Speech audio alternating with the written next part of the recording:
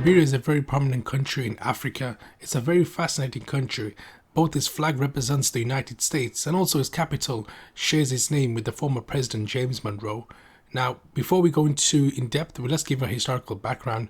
Now, Joseph Jenkins Roberts, a man born free in Virginia, became the colony's first black governor in 1841, and it declared Liberia independence in 1847. It became the first African colony to gain independence, though, however, it was not recognized by the United States up until 1862. But how did this happen? Well, we need to go across the Atlantic Ocean over to the United States. The question of slavery during the 19th century led some whites to propose the idea to send free black slaves back to Africa through colonization. This notion started enduring in 1860 with the American Colonization Society, which President James Monroe and Andrew Jackson were among its members, sought to create a colony in Africa for this exact purpose. Mind you, this was 50 years before the US would abolish slavery after the Civil War. Over the next 3 decades, the society secured land in West Africa and shipped people to the colony, which became the nation of Liberia in 1847.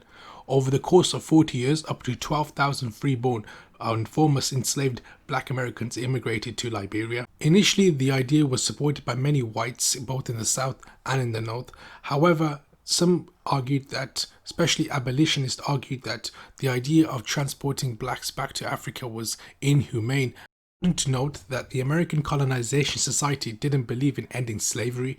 The society was made up of majority white men from North and South, including slave owners who felt that freeing black people undermined the institution of slavery. However, abolitionists called for the immediate end of slavery. Now, the American Colonization Society eventually changed its view in the 1830s and began to call for the end of slavery.